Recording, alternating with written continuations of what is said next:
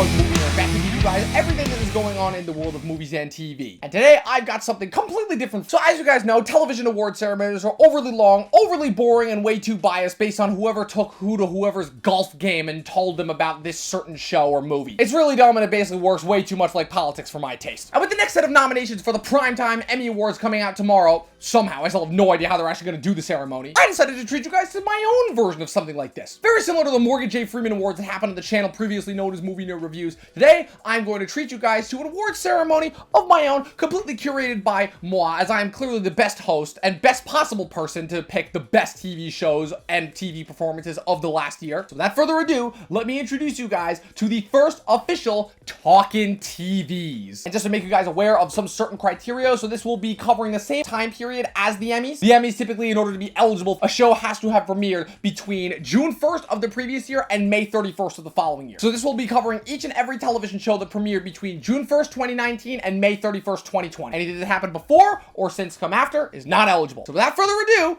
let's get to these nominations and winners. But alas, first, the in memoriam section.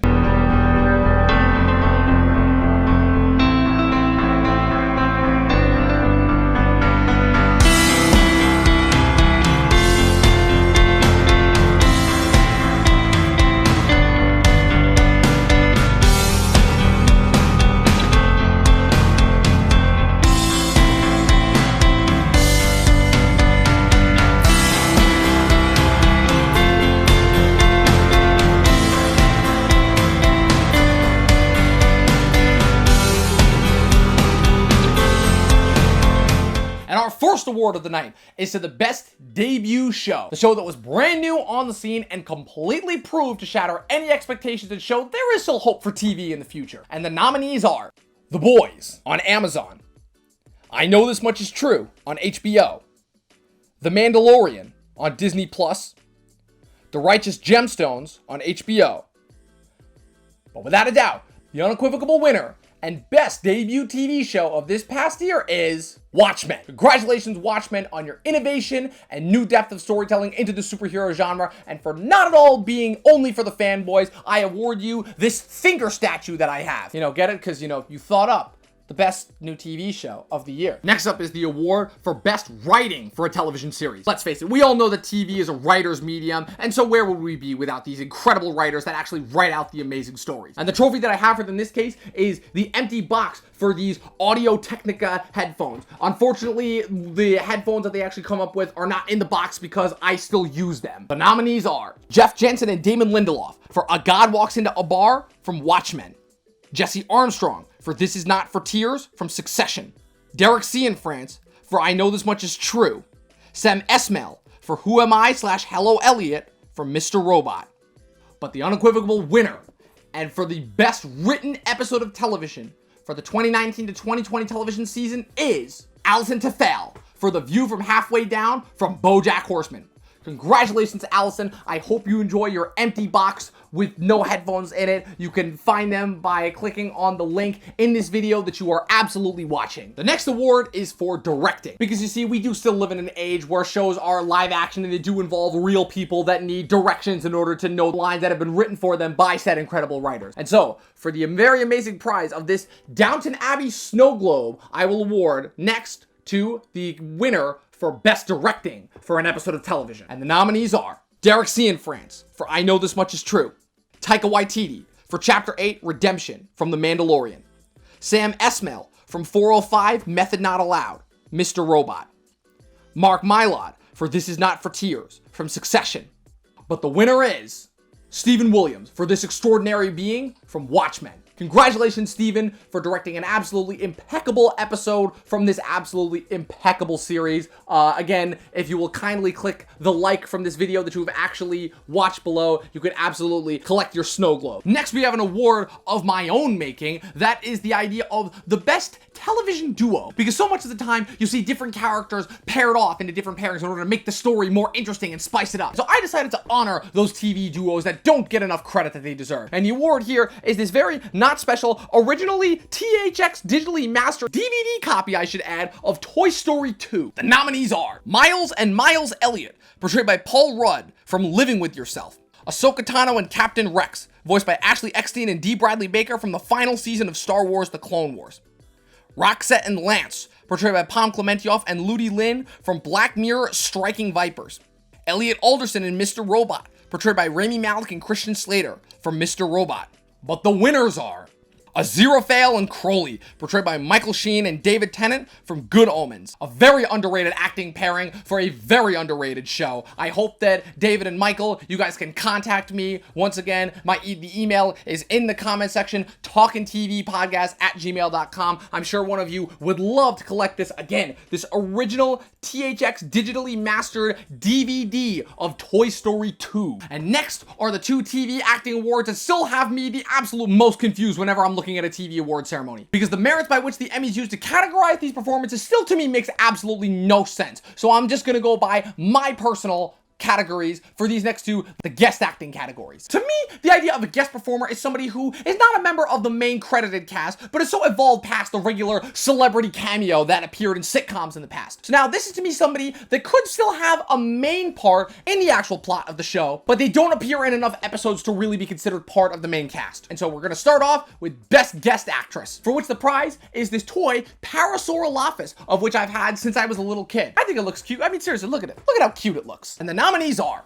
Gina Davis for Glow, Season 3. Mary Louise Burke for Ozark, Season 3. Holly Hunter for Succession, Season 2. Gloria Rubin for the final season of Mr. Robot. And the winner is Jennifer Nettles for The Righteous Gemstones. An absolutely undervalued performance from probably the most undervalued show of last year that actually shows surprising growth from both Danny McBride and Jodie Hill. Jennifer, congratulations. Despite having only appeared in a few episodes of the show, your performance was excellent, and to me, this toy Parasaurolophus is very rightfully earned and probably worth more than any other actual award you could possibly get. And now for the opposite of that, the Best Guest Actor Award, for which the award is, again, to match with the Parasaurolophus, this toy Pachycephalosaurus. I've got a lot of dinosaur toys that I would absolutely love to award to the actors who most deserve it. And so without further ado, the nominees for Best Guest Actor are Hovana Depo for Watchmen, Werner Herzog for The Mandalorian, Elliot Villar for the final season of Mr. Robot, Fred Willard for Space Force. And I'd just like to cut in and say that Fred Willard, you were so good in your posthumous performance that you were the only member of your cast from that god-awfully boring show to get nominated. But the winner is William Baldwin for Too Old to Die Young, a show that absolutely nobody saw. I watched the first 2 episodes of it, and I said that there was absolutely no reason for each episode of this show to be an hour and a half long. But William Baldwin, congratulations. You are the least recognized member of the Baldwin troupe after Steven and Daniel. But hey, you earned this toy Pachycephalosaurus. Congratulations. You gave an absolutely outstanding and frankly very strange performance for the few amount of episodes that you were in. Next, we have the nominees for one of my favorite categories across the board: movies, TV, whatever. Best voiceover performance. Animation always gets shortchanged in every single medium, but here on the Talkin TVs, we're here to honor the absolute best when it comes to voiceover acting. And once again, unlike the actual award ceremonies, we are not stingy at all, so we will take literally anything. Voiceover performances, CG motion capture performances, puppet performances. We are accepting of all the voiceover performances there are.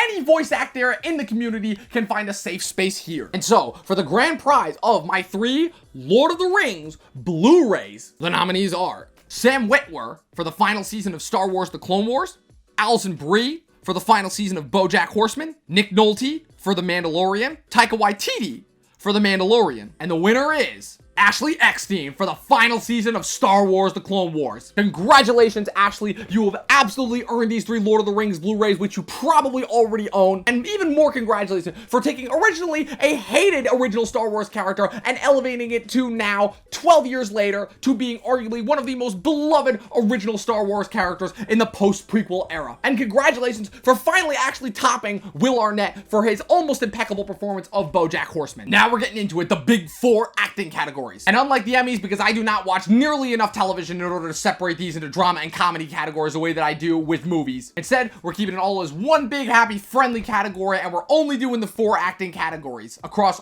all genres of television. And for the prize of my original DVD Star Wars box set, here are the nominees for Best Supporting Actress. Laura Dern for Big Little Lies Season 2. Rosie O'Donnell for I Know This Much Is True. Meryl Streep for Big Little Lies Season 2. Naomi Watts for The Loudest Voice. And the winner is Catherine Hahn for I Know This Much Is True. Congratulations, Catherine. I absolutely loved you in all of your batshit, over-the-top, insane performances, but congratulations for finally actually giving a very subtle, nuanced performance. Again, you can collect these Star Wars DVDs the same way that any of the other winners can collect their prizes by simply clicking below, in the comments below, and finding my email, talkintvpodcast@gmail.com, in order to collect your prize, which you probably already have. Ooh, now we're getting into it. One of my favorite categories when it comes to movies, the Best Supporting Actor race. This year saw a variety of different supporting performances, and once again, like so many others that have come before them, certain actors were moved into other categories simply to satisfy and make sure that certain actors were nominated. But not here. At the Talkin TVs, we put actors and actresses into their rightfully justified spot. And so now, for the prize of my boxed James Bond set. Joshua Adams, you better be watching. Again, I reiterate, for the prize of my James Bond 50th anniversary box set, the nominees are Kieran Culkin for Succession Season 2, Walton Goggins for The Righteous Gemstones, Jeremy Irons for Watchmen, John Procaccino for I Know This Much Is True, and the winner is Anthony Starr for The Boys. Congratulations, Anthony, for finally giving us the twisted Superman performance that all of us messed up internet fanboys have been craving for years, but for also just giving so much more depth and humanity to arguably one of the most despicable characters since Thanos. Congratulations, Anthony. You absolutely earned this James Bond set, but I know that I have a certain film professor who would fight you to the death for this set. And now for the Best Actress category. This past television series saw a number of incredible performances from women across all mediums of television. And so now for the amazing award of my Hollywood-esque sign, which honestly looks more like the logo from Once Upon a Time in Hollywood than the actual Hollywood sign. For this grand prize, here are the nominees for Best Actress in a TV show. Alison Brie for Glow, Season 3. Nicole Kidman for Big Little Lies, Season 2. Laura Linney for Ozark, Season 3. Sarah Snook for Succession Season 2. And the winner is Regina King for Watchmen. Congratulations, Regina, on earning this Hollywood sign. Again, I'm betting you were even more jealous that Quentin Tarantino didn't cast you in a role in Once Upon a Time in Hollywood. But nevertheless, you gave an absolutely incredible performance in Watchmen. And it sucks that that show didn't get a second season, but at the same time, it was probably for the better because that show was at the very least open and shut before COVID came in and killed movies and TV forever. Okay, it is so hot in here that I literally feel like my skin is literally like melting away like the guy in Airplane. So I'm just gonna get to it. Best Actor. And for the award of the only actual movie-related trophy that I have in my collection, the award that I won for Audience Choice Film for Fresh Fest, which was the first ever student film festival that I participated in my first semester of my junior year of college when I transferred to Oswego. Here are the nominees for Best Actor. Brian Cox for Succession Season 2. Russell Crowe for The Loudest Voice. Rami Malek for Mr. Robot, the final season. Jeremy Strong for Succession Season 2. And the winner is Mark Ruffalo for I Know This Much Is True. I will fully admit that I am so beyond heavily biased because, again, as I've reiterated more times than I can count, this show was shot right here in my hometown. Congratulations, Mark. Thank you for bringing a little bit of superstar flavor and for also adding a ton of legitimacy to the Hudson Valley by having the next big HBO series that was shot right here in my hometown, the Hudson Valley. Congratulations. I will happily give up this one trophy in my film festival collection to you. And guys, seriously, if you haven't watched it already, it's a really deep, depressing show, but you might get a lot out of it. Go watch I Know This Much Is True on HBO. For the love of God, it's got so many better shows than Netflix does. Oh my God, we're here. Holy crap. How the hell do people actually sit through these goddamn award ceremonies in tuxedos? Then again, they're in those giant air-conditioned ceremony halls as opposed to me in my terrible studio with no AC in 90-degree summer weather. But hey, who knows if there is actually going to be an Emmy Award ceremony. And so, for the grand prize of one of the greatest gifts I've ever gotten, my Don't Call It a Dream, Call It a Plan slogan, the award for Best Television Show. Oh man, if you think movies are a subjective medium, you ain't seen shit yet when it comes to television. But needless to say, television is a very personal medium, but it's also a medium that is allowed for, in my mind, some of the even more creative stories that would never have even been given a second thought as to whether they would have been made or not in movie form. But in TV, they saw a new life and arguably the storytelling creativity potential that they deserve. And so without further ado, with, in my mind, one of the best prizes anybody could ask for, here are the nominees for Best Overall TV Show of the 2019 to 2020 television season. BoJack Horseman, the final season on Netflix. I Know This Much Is True on HBO. The Mandalorian on Disney+. Succession Season 2 on HBO.